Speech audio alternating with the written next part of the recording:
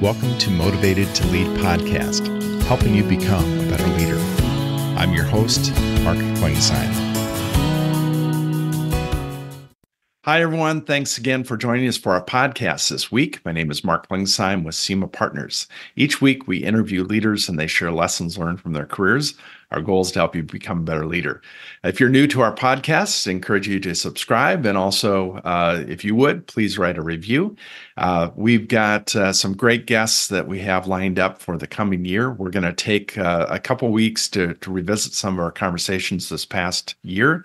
And this week, we're going to be listening to our conversation with Heather Simonsen. Heather is a CEO and board member. She is currently the CEO of Boomerang Medical. And she has been recognized as one of the executives to watch in the medtech space. She has had numerous leadership roles in her career, and she's learned some great lessons that she's going to share with us today. Looking forward to today's conversation with Heather. And it's great to have Heather joining us for our conversation, and appreciate you taking time out of your schedule. Thanks, Mark. Thanks for having me. I appreciate it. Absolutely. And we'll be talking about your friends behind you a little bit later. we'll keep everybody wondering. So, fantastic. And those that are just listening, you'll have to look at the video version of this. So anyway, can you give us just a little bit of your story, a little bit of your background? I'd love to hear kind of how you've gotten to where you are today. Absolutely. And I was actually thinking about this a couple of weeks ago. My career, which has been about 30 years, almost every single job that I've gotten has been due to my network. And even starting with the beginning. So I'll go there and try to go very, very fast through it. So I graduated from undergrad with a political science degree. I absolutely love history, certainly especially the history of politics. And I went to work for a state senator in Illinois who was based on the North Shore of Chicago. He was in office for about 16 years, and I went in as a campaign aide. And it was a really cool experience for somebody my age because he had heavy hitters involved in his campaign. For example, the finance chairman was Don Rumsfeld. I mean, it was just a who's who of either a big Chicago business or big politics. And I'm kind of a young punk coming in and basically handing out flyers at 6 a.m. to the commuters on the train station. So, and that was a fantastic experience because I got to do some, network with some amazing people, and then also do some incredible events. I coordinated the governor of Illinois flying in on a helicopter to help with a campaign rally. Now, unfortunately, my boss lost his seat, so he went back into work, and I was thinking, well, what am I going to do next? One of the people involved in the campaign who I'd gotten to know was the general counsel of Baxter. So he said, Would you like to come talk to Baxter? And I said, sure. Who do you want to talk to? I said, I have absolutely no idea. So that was my first healthcare job. That's how I actually got into healthcare. And I went in as kind of doing inside sales customer service and thought that the marketing people looked kind of cool in what they were doing. So I started talking to people in marketing saying, hey, what do I need to do? And pretty much it was, you got to have an MBA or else there's no real opportunity. So I applied to business school, started business school at night. Through one of those people in the marketing group, I actually had an opportunity to go into my first marketing job, which was a marketing analyst at Lake Forest Hospital outside of Chicago. So I actually went and I went in and did hospital market analysis within the business development department for Lake Forest Hospital. And then I graduated to a larger healthcare system in Chicago proper. And that was, it was, I think that was my first inkling that I actually was good with numbers. And that'll go to some of my my thoughts on earlier career people and people that I mentor. Meanwhile, I'm going to business school at night. Through business school, I had a colleague, and we would work until 4 a.m. on projects, and we were both kind of wired a little similarly. And so as we were nearing kind of our last year or so, he said, "Hey, I want you to come work for me. I'm starting up a consulting business within CNA insurance." And I said, "Okay." And then the focus was risk management consulting. And I said, "I have absolutely no idea what that is." But he said, "Don't worry, I'll teach you. I need a hard worker who's quick and can pick up things." And so that was, I spent the next several years doing management consulting under the umbrella of CNA Insurance. And again, focused on healthcare. So on risk management of healthcare. In there, I actually co-authored quite a few papers, but actually a chapter in a legal textbook called Reengineering Healthcare Liability Litigation.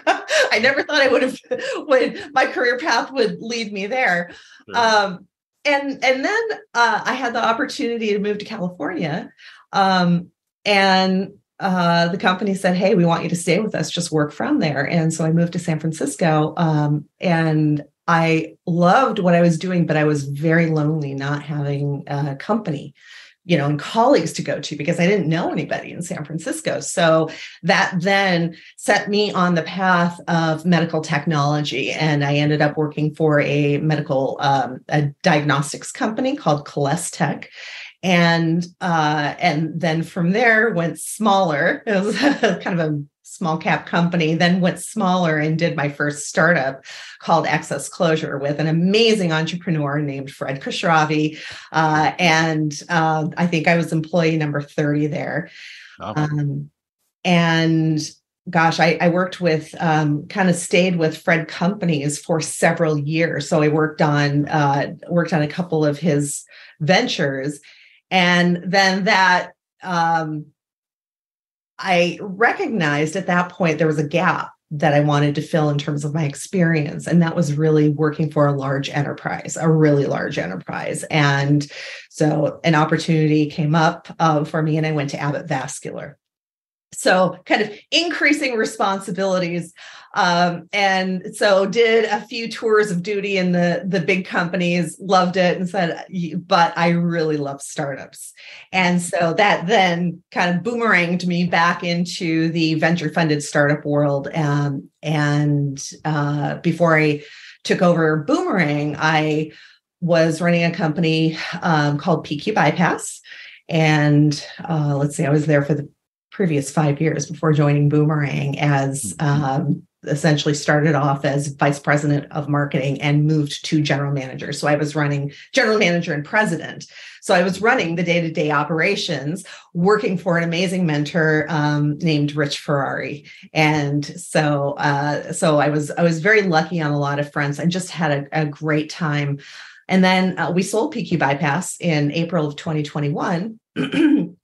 And I got a call from Andrew Cleland at Fogarty Innovation, who said, "Hey, I need somebody to run a company that's just coming out of the gates, and I think you'd be a great fit." So I talked to the investors and other people who had kind of come up with the early idea, and so took over the company as CEO about 1.5 years ago.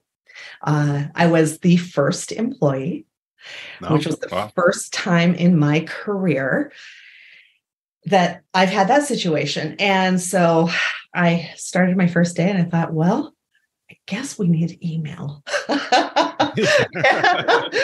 so, I mean, that early. And so very quickly brought on a head of finance and HR, which is really always, your first hire to help you navigate as a CEO, navigate those early processes for setting up an enterprise, and then started hiring my core team. So that brings me to today. Yeah. Well, that's a journey. So a lot of different stops, and as most people, they don't start out in their career and what they end up in is a lot of times a different directions. That's a great story. I ask this question most every guest, knowing what you know now. What advice would you give a 22-year-old Heather? Number one, take a gap year. So that is something that I always wished that I had recognized at the time, that I actually had time to do that. But I was very worried about, I've got to get into the job market and then get experience. But I do think that it gives the opportunity for people to develop a broader vision and a broader perspective, a more global perspective, particularly if you can travel and volunteer somewhere overseas. Number two, I would say don't go to business school until you have a little more business experience. I think I was 24 when I started business school, and there were so many things that were just purely academic at that point because I had no business experience. And so I would say, it was an incredible experience, but I would say I'd wait a little bit longer. I think that the other two things, number one would be cultivate your network. So my career, it has been, hey, Heather, come do this for me, or I know someone who's looking for what you are good at. And that's something that is incredibly important, and it's incredibly to start early. And then finally, finance. So this is something I tell earlier career people, I tell my new executives, learn the numbers, understand what the numbers mean, because so much of what you do, needs to be data driven. I mean, there's a lot of gray area that you work in a leader, but numbers don't lie, and numbers can help you set strategy, which I've turned to frequently. And that kind of goes back to my early experience as a market analyst. I was using data to understand trends. What do you wish you would have known before you became a CEO? Anything that you look back on and say, because we have a lot of new leaders or new CEOs that listen to the podcast, what would you tell them?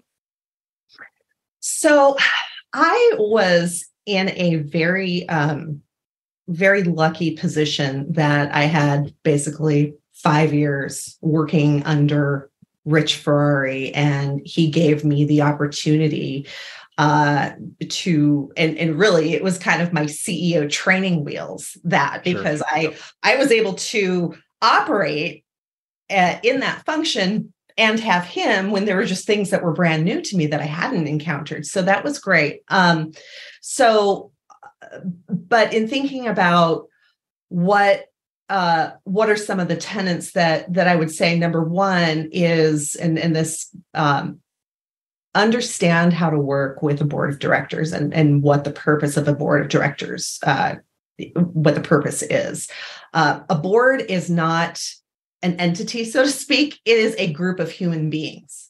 So there's no one size fits all for board management. It depends on the individuals that you have on the board and the stage of the company and the issues that you're dealing with.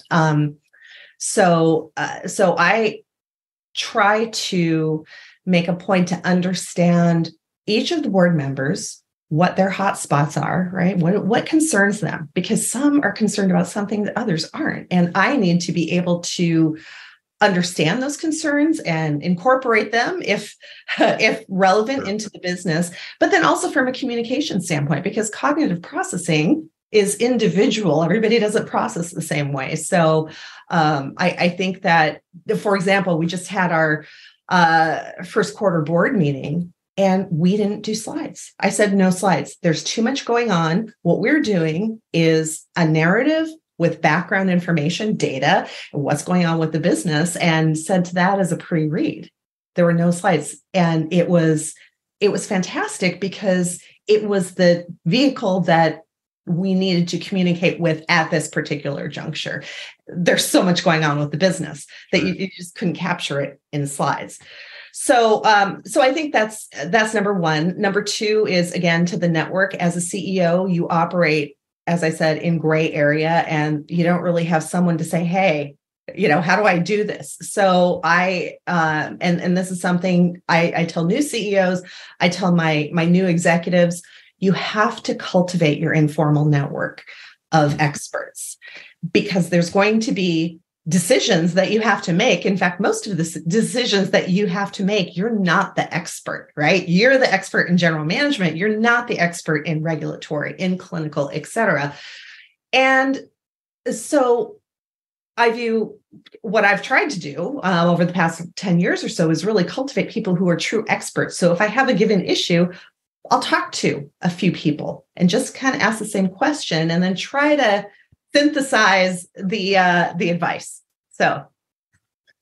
So I think one thing that early stage CEOs probably don't understand until they get into the role is that fundraising is a part of the job, the title you need to create as far as opportunities for new funding. And I know you've gone through that yourself. Anything you can talk about that as far as just what you've learned around that subject? So I've been involved in fundraising. I would say the first time was about 2002. Okay. So which is it's kind of crazy to think about. But helping CEOs, and then as a company leader, then eventually as a company leader. So number one, you're always fundraising, right? You may not always be pitching, but right. Your investors, in my case, Arboretum led my seed round, and they along with Hatteras led my Series A. So they were in, which is a great vote of confidence in the team that's there and in the what we're trying to do. So that is probably one of the key things, because you don't need money today, but you're right. going to need money, and you don't want to start cultivating the story, the progress, et cetera, when you need the money. You want to do it in process. I think also it is, we're seeing more female driven or led investor groups, venture groups, which is I think very encouraging in the medtech sector. And I haven't experienced yet, at least to my knowledge, any big difference being a woman going in and pitching. I mean, you've got to have a good story. You've got to have a good story. You've got to be able to tell your story. You've got to be able to keep the attention of these very, very busy and oversubscribed investors. And you have to learn how to get your points across pretty quickly. So every leader continues to learn and develop and grow. Is there any books that you recommend to your team, your executive team, or others that you mentor? Yes, there are. The number one book I recommend is The First 90 Days. And that's Michael Watkins. It was a book that I was introduced to maybe, 10, 15 years into my career. And I said, how come I didn't know about this ahead of time? And this is something, I've actually given assignments to my teams for like almost a book club to go through the book, because the premise of the book is what got you here isn't going to get you there. And particularly as you advance in leadership, you have to, what people do, the natural instinct is you draw on the areas that you know and that you're strong. And those aren't the skills that are going to make you successful, particularly as you move into more general management roles. So that's really kind of the number one book. My more recent book is called CEO Excellence, which came out of McKinsey. And it's funny, I was on a plane on a business trip about a month ago, and the guy sitting next to me said, you may have seen me taking a picture of that book on your table. He said, my friends wrote that. So he was a McKinsey consultant and good friends with the authors, but that one is also fantastic. So yeah, I agree. I just had somebody send that book to me recently, and I agree, definitely worthwhile. Yes. Outside of work, we're finally getting to the question that's going to answer what's behind you. Okay. Outside of work, what do you like to do to recharge? Well, so this is another thing that I when I mentor people that I try to impart.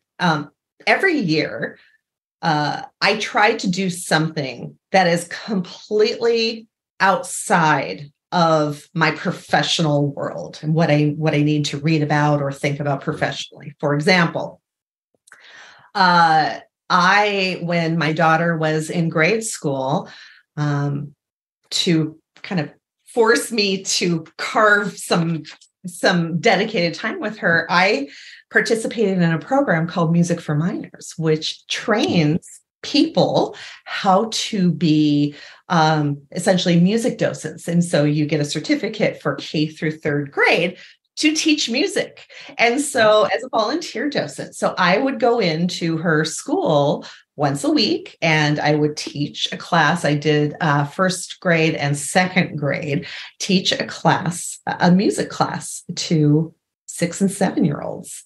Now, that's it was fun and fulfilling, and I got to be my daughter's teacher. However, what it ended up doing for me, which I didn't realize, it basically took my presentation skills to atmospheric level. I would say I was not a great presenter prior to that. But when you have to stand up in front of a group of people and sing and keep the attention for a half hour of 6 and 7-year-olds, and make sure that none of them, they're rolling on the floor and kind of keep them engaged, you're forced to become a better presenter. And so that has helped me in my career ever since. I don't sing in front of any of my professionals, but I certainly am able to keep a boardroom full of venture capitalists engaged. So that is the other thing that I did that I also recommend to people, and this is something I would recommend to my 22-year-old self: take an improv class. So that was my 1 year I did. And why that is so incredibly important. It works that part of your brain that forces you to be very present to what the person next to you is saying. Because in improv, you cannot let your mind wander. You've got to pay very, very good attention to basically key off what the other person is doing. And again, that is something that helped me tremendously in business, not by design. It just happens. So I really, I really encourage people to make sure you're exercising a different part of your brain, and there will be some nice benefits. Now, bringing us a little bit up to date, the friends in back of me are my Leon burgers. So they Martha and Ham, 2 M's. Ham. So and these guys are they're just a joy. I was never a dog person, was never interested in dogs, and then I was introduced to this breed, and I have done a complete 180. So they keep me very occupied and entertained. And I have just really kind of gone in feet first into training and of the dogs and the psychology and the behavior. And it's a blast. And you kind of have to do that because my girl, Martha, is 180 pounds. Wow. Ham is the little one. He's 150. So that's a lot of dog. And so you really have to be very responsible in how you groom these magnificent creatures to be part of the world. Yeah, when we came on, I asked if you were raising lions because they've got great hair, and especially the one standing up, you can't see the face, but you can see her mane. Yeah. So. Well, the breed originated in the 1800s in Leonberg, Germany, and they were bred to look like lions. Okay.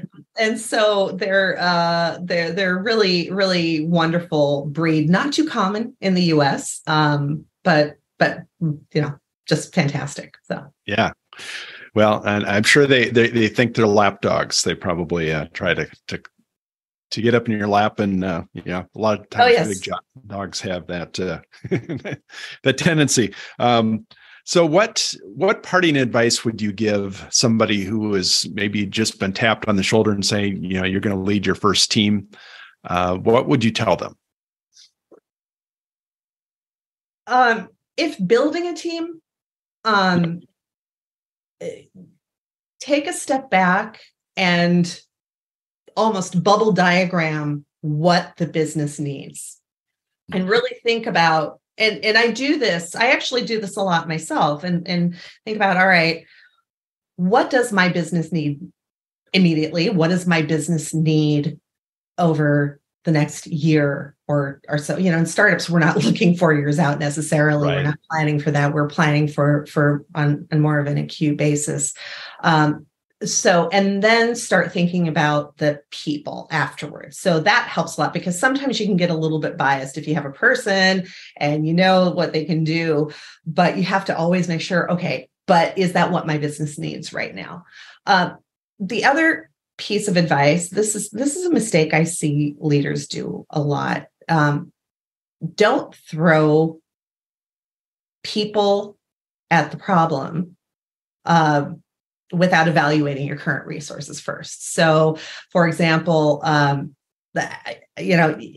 seen leaders kind of say, "Oh, this isn't working. I need to hire this in." Well, do you really need to hire that in, or do you have a process issue that you need to re-engineer, right? Are you deploying the resources that you have in the most effective way? Okay. And so if the answer to both of those is, it points toward bringing on a new hire, then great. But what happens often is that, there's a problem, so I'm going to bring somebody else in, and then but that doesn't fix the underlying problem. And that's particularly critical in the startup, where you have a certain amount of money where you have to achieve certain milestones. There's not revenue coming in the early stages. And so you've got to be very, very careful about how you actually take on fixed burn. So those would be two of the key things. And then also just keep up with the networking organizations, the different industry organizations. Those to me have been